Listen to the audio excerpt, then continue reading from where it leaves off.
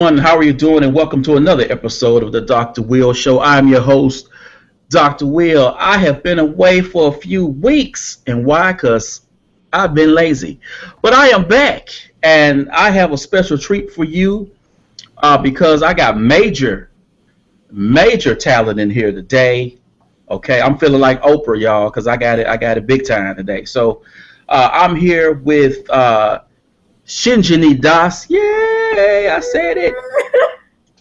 And we're going to be talking about being a go-getter, getting your hustle on. And so let's just get to it. Shinjini, for those who are watching this show, a lot of my audience are mostly educators, and they may not know who you are. Will you please introduce yourself? Yeah, absolutely. Thank you so much for having me, Dr. Will. For everyone watching, hello. My name is Shinjini Das. I am a speaker, media personality, Huffington Post, and Elite Daily contributor. Very excited to be here and to talk about how to get your hustle on, because we know that hustling is pretty much everything, isn't it, Dr. Will? It is. It is. I'm trying to take mine to the next level. Uh, so when we're thinking about, and I like to equate this to your secrets of being a go getter, because that's how I first came to know you, and I read that, and I was like, oh, okay, I like this. Uh, I got me really excited. So, what are your five secrets? What are the five secrets of a go getter, and how did you discover them? Absolutely. I think I definitely was going through an introspection phase. I had been called a go-getter multiple times, and I really started thinking about what makes a go-getter who she or he is. What are the qualities that make a go-getter who he or she is? And I really sat down and I thought, you know what? Let me just write it out and see what literally defines a go-getter. And that's really where the secrets come from. And I'll take you through them. The first secret is that a go-getter really believes that he or she will write one of the greatest stories ever written. I preface this in the article in Huffington Post saying that call it confidence or just a really, really strong belief in your abilities. But the fact is, we know that we're going to write one of the greatest stories ever written. And notice I say stories, which means that it is what we make it, right? Because success looks very different for every single person, right? So while someone could be really, really intent on becoming a millionaire, someone else's definition of success could be just having a really great family, So you can't define the story for every single person. And so I left it open because every single person will define his or her own story, but you can be rest assured that it'll be one of the greatest stories ever written. So that's number one. Number two is that go-getters really put themselves first in order to be of service to others. And this was so interesting to me because in all the TV interviews that I've done so far, this question has really come up that, oh my gosh, you're telling us to put ourselves first. And I am, because I think that that's how you're able to serve others, right? If I am not fulfilled and empowered and excited, it's going to be very difficult for me to empower and excite you.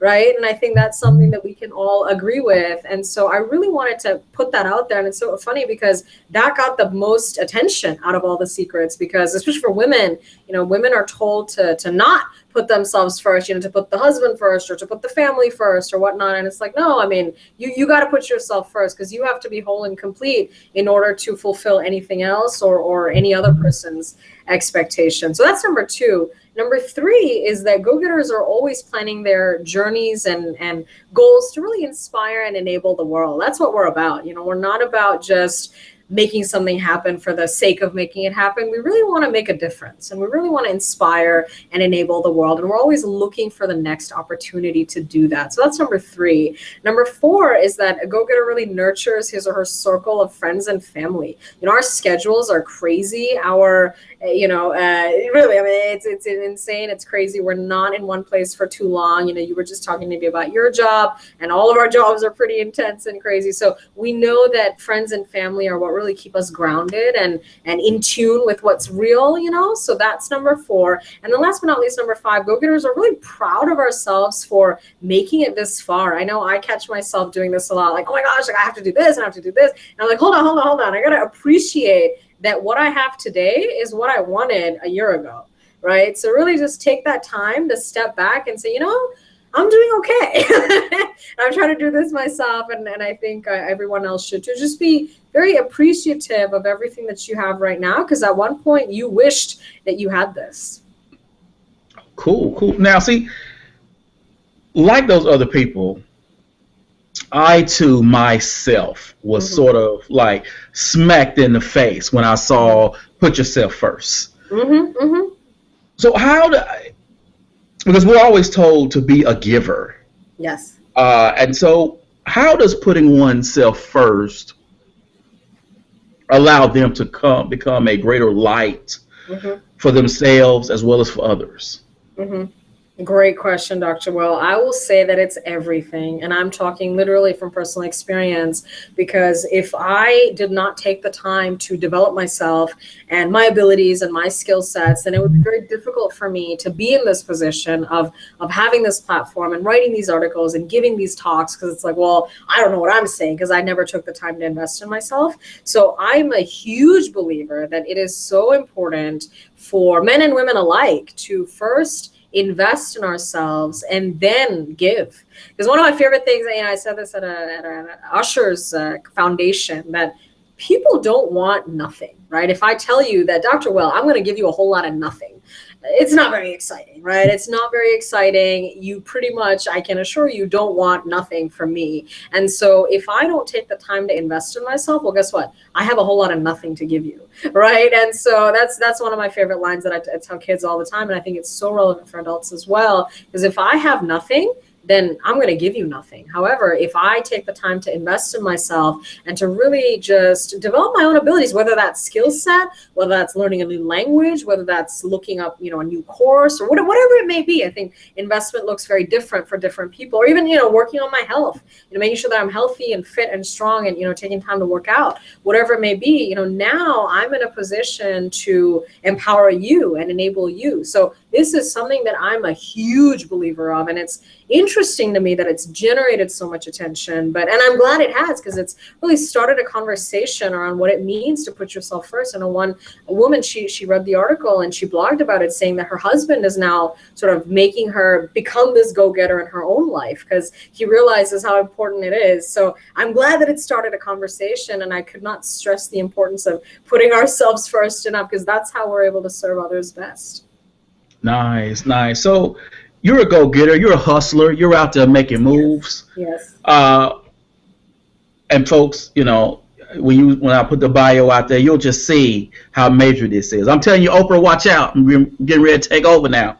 Why aren't more people ready to take on the journey of defining the lives they want for themselves? This is such a great question, Dr. Will, and I'll be honest, I've thought about this myself, and I think somewhere it's a fear. It's a fear of failing. It's a fear of not measuring up, and ultimately it's a fear of the unknown. And I'll be honest, because I was there. I was a dreamer myself a couple of years ago, thinking about all this stuff that I should do, that I could do. And then one day I had this moment where I thought, man, I can dream forever and the dreams only get beautiful and better. But at some point, you do have to start taking action, and that's where that transition happens between a dreamer and a go-getter.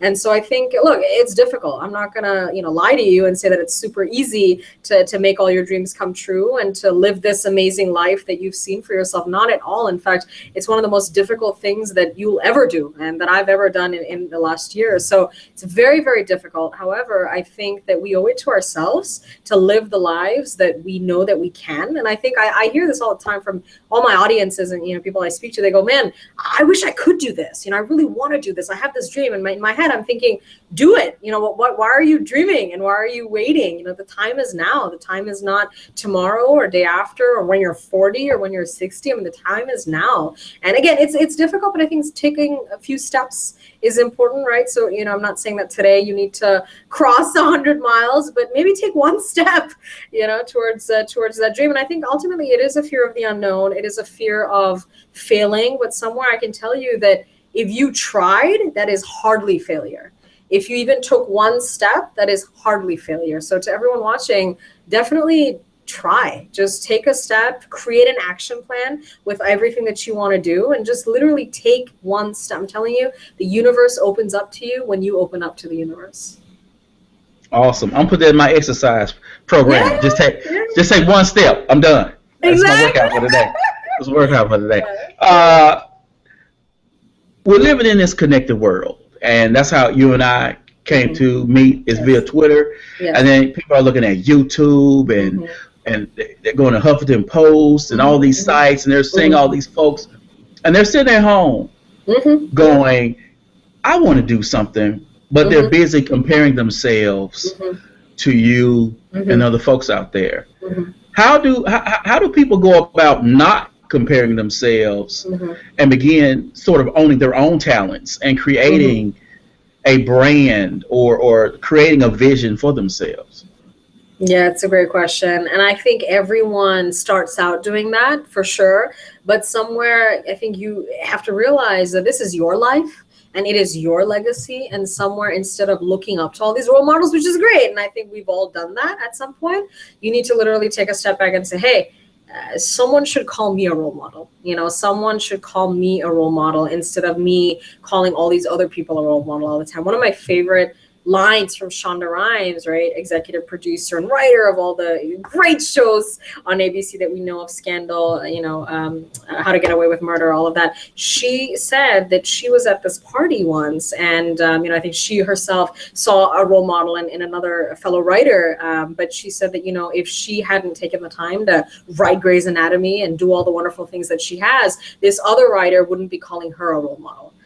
So I think that was a really telling example for me that, hey, you could either sit and watch other people write their own stories, which is, of course, amazing and fabulous and really inspirational. But at some point, you have to also understand that you have an equal shot as well. It's not like, only they can be inspirational, right? I mean, we all can if we want to be. And literally, it takes one person to change the world, provided that one person is ready and willing to make it happen. So again, the time is now. It is very overwhelming to start, but that's where, again, those steps come in, right? Today, you have to only go a mile, not 100 miles in a day. So I think just not psyching yourself out and literally creating a plan with concrete, actionable, achievable goals is going to be really critical. Because I know I did this myself, I'm like, I want to do this, I want to do this. I'm like, okay, what does that come down to? That comes down to, writing an article and submitting it. It comes down to writing a speech and, submitting it. So I think breaking these amazing large goals into small actionable chunks is really, really helpful. Awesome. So this is something that's really relevant to my own life. Yeah. So when like one realizes their own power and they start to think about, okay, I got this, but then fear starts to creep in. And so for me personally, I've been consulting, and if you're an educator, get your consulting on, because that's some good money. But my wife and I were invited to do these presentations, pre-conference and all this stuff, and we did it for free. We didn't get paid. But then when the person said, hey, next year, I said, no, not for the free. You know what I'm saying? I'm not doing this for the free anymore. But then the fear sort of started to creep in of, wow, did I just say that?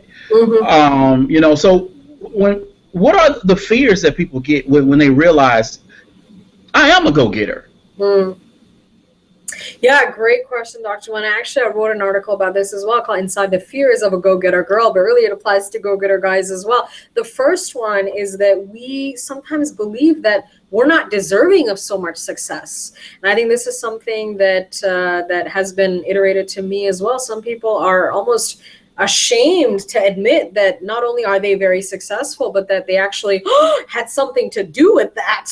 I think that's something that really I think it's a little crazy because, again, obviously, we're not successful just because of us. Obviously, there are many other factors. There are many other people who are involved and who've helped us along the way, mentors and friends and family. And literally, I mean, we're the product of so many different things in our environment. But at the same time, we did have a lot to do with our own success, right? You and your wife, the consulting business that you set up, you guys had a lot to do with that. Again, I'm sure it had a lot to do also with the environment and the factors, but you guys are pretty amazing yourself. So I think giving yourself that credit is not a bad thing. And I think that's something that more people should realize. So that's number one.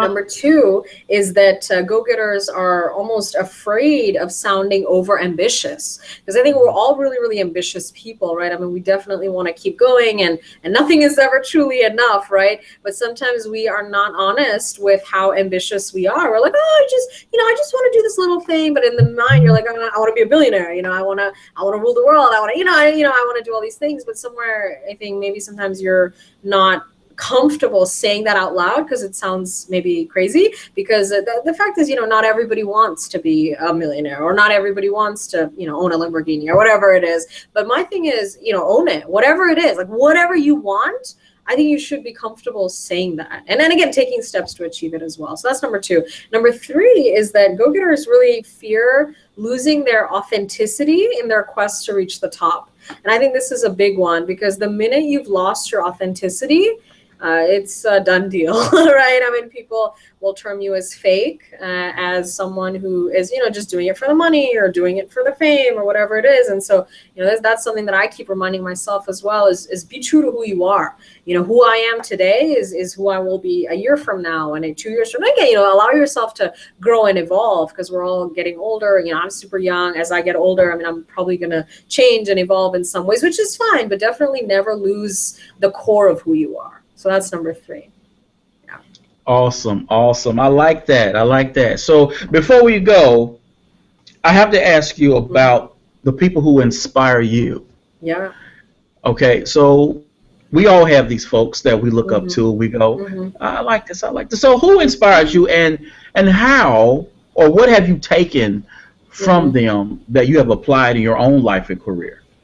That's a great question. I think that, there are a lot of people who inspire me. In general, people who have taken their life circumstances and done more than was expected with them inspire me. Seriously, I mean, people who just have gone from really humble backgrounds to becoming millionaires themselves. That's obviously not something that they were born into, that they just got. I mean, it's literally a zero to hero story, and I think those stories are really inspirational to me. In terms of specific people, I think a couple of people that I definitely look up to. I think Jennifer Lopez is a tremendous example of someone who is so versatile in everything that she does. And she's definitely not in any sort of box. I mean, the whole world is her oyster, and she's a dancer, a singer, an entrepreneur, an investor. I mean, she's literally everything. And I think that's really inspirational to me, because I definitely am super versatile, and I don't see myself in a box either. So as I grow and expand, I want the whole world to be my oyster. And I think she's doing a fantastic job of doing that. So that's number one. That's a female example. Male example, I think Mark Zuckerberg is unbelievable. He's super young, but at the same time, he's built a network that connects the world. Billions of people. Connects billions of people, and at the same time, he is so authentic in his quest to connect the world and to keep going on that mission. Like, he and his wife have invested so much money in developing personalized learning initiatives, and now with internet.org, bringing internet connection to remote areas and areas that don't have internet. I think that's really inspirational to me, that he's on this mission to literally connect the world. And again, as someone who's an empowerment advocate, that's huge. I mean, if every single person around the world has access to the internet, amazing opportunities could be manifested, and people can really climb out of poverty, and just amazing things can happen when people have access to opportunity. So both of them inspire me, and many more, but I think those are definitely two of my top examples. All right. Thank you very much, Shinjini Das, for being on my show. You understand? I'm feeling like a winner today. Thank you so much for having me. You're amazing, and this was really fun. Well, thank you. I'm glad you enjoyed it, folks. The blog post will be going up either tonight or tomorrow morning, and you'll be able to see her bio and be able to contact her on Twitter and all those good things, and throw a little video of her. I'm telling you, when you see the video and see her doing her thing, her little pose, the picture, I mean, she's just balling out, and I appreciate her for coming on my show, slumming today. You know what I'm saying? I'm not quite at that level yet, so I'm glad that she came on the show. So thank you very much for being on the show, folks. And as always, people, be you, edu, peace.